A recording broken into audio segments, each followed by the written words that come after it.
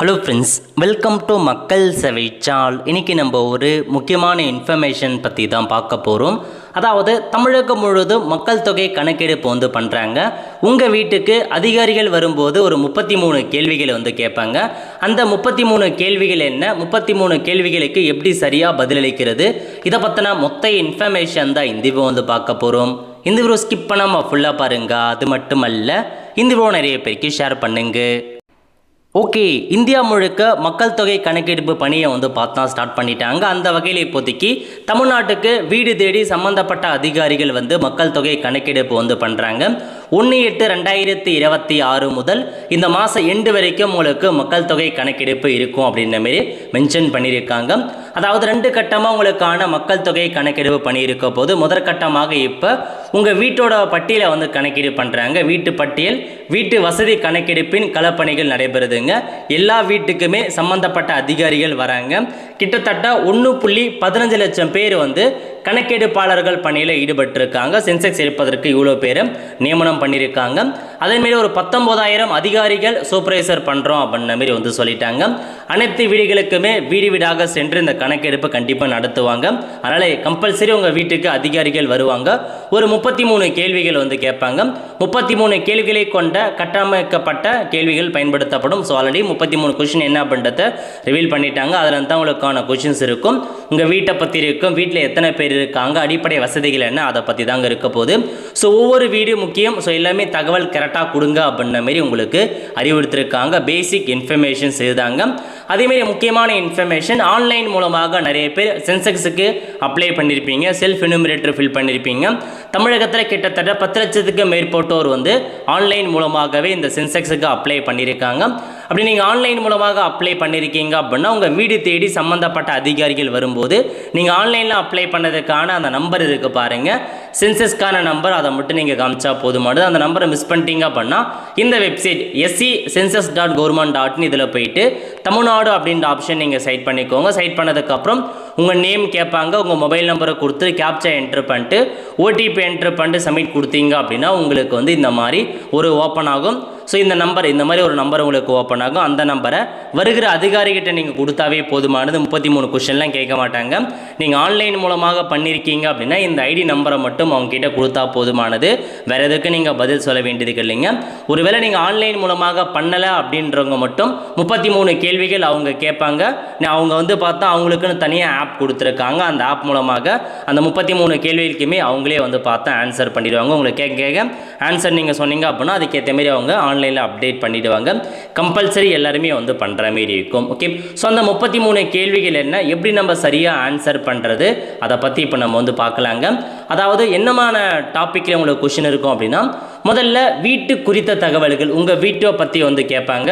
அந்த வீடை எப்படி கட்டியிருக்கீங்க அதை ஸோ மற்றவை பற்றி, அதுக்கப்புறம் குடும்பம் பற்றிய அடிப்படை தகவல்கள் கேட்பாங்க. அப்புறம் வசதிகள், குடிநீர் வசதி, கழிப்பறை வசதி, அதை பற்றி கேட்பாங்க.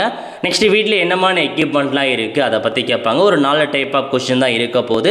ஸோ அதை பற்றி பார்க்கலாம். ஓகே, அதாவது உங்களுக்கு மக்கள் தொகை கணக்கெடுப்புக்கான 33 கேள்விகள். இப்போ உங்கள் வீட்டுக்கு சம்மந்தப்பட்ட அதிகாரி வராங்க.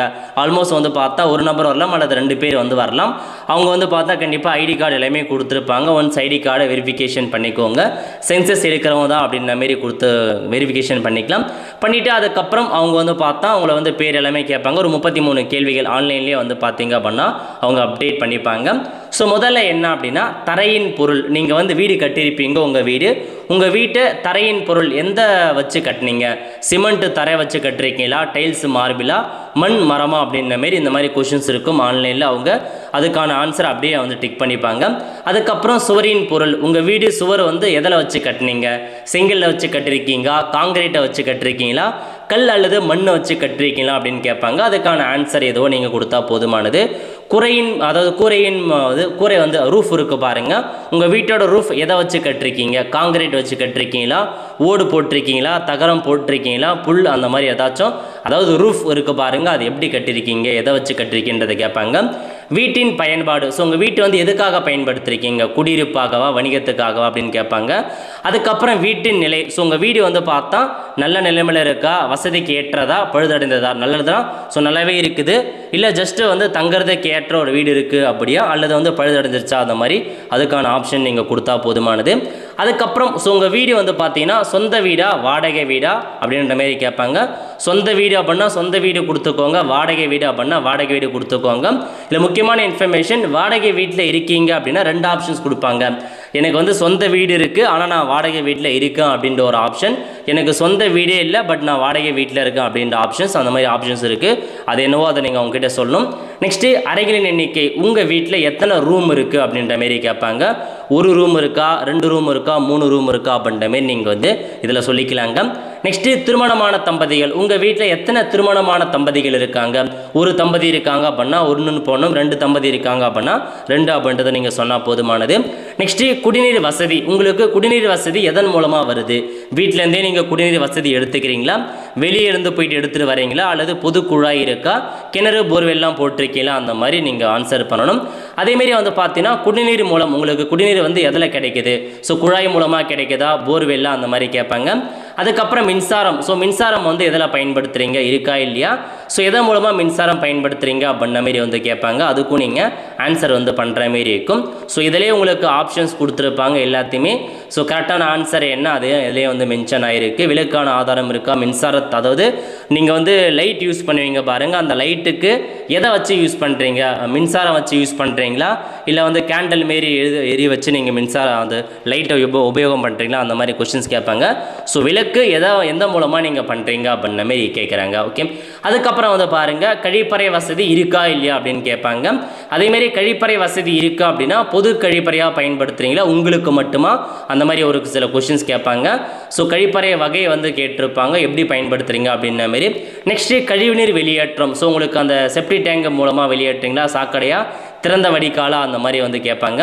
அதுக்கப்புறம் குளியலறை வசதி இருக்கா அப்படின்ற மாரி கேட்பாங்க. இருக்கா அப்படின்னா உள்ளது அப்படின்னு சொல்லிட்டு.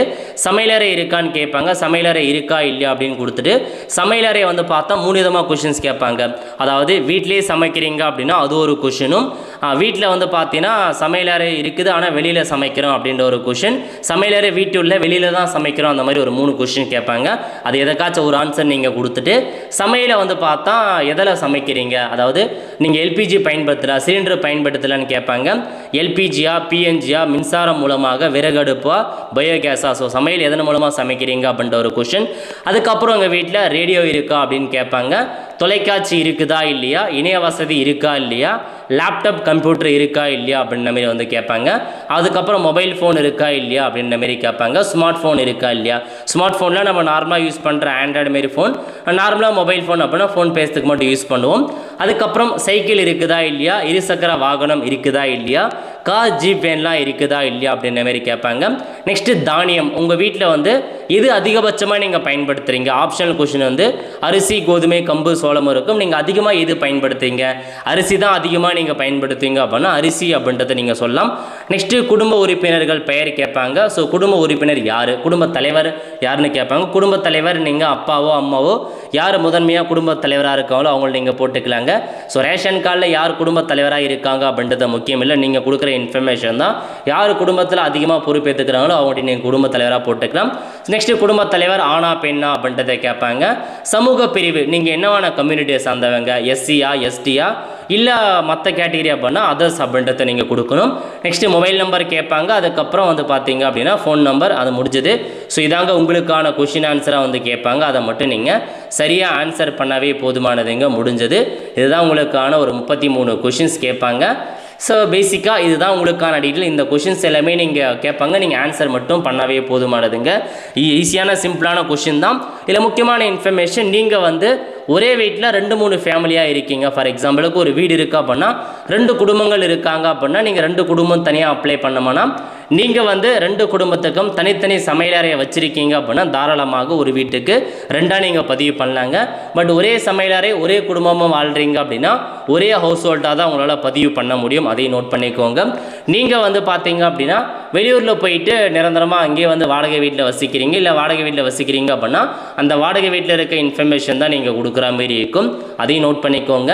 ஸோ இப்போதைக்கு இதுதான் 33 கொஷின். இந்த 33 கொஷினுக்கு மட்டும் சரியாக நீங்கள் ஆன்சர் வந்து பண்ணவே போதும். போதுமானதுங்க. அவங்க ஆன்லைனில் உங்களுக்கு பதிவு பண்ணிடுவாங்க, முடிஞ்சது. டாக்குமெண்ட்ஸ்லாம் மேக்ஸிமம் எதுவும் வந்து கேட்க மாட்டாங்க.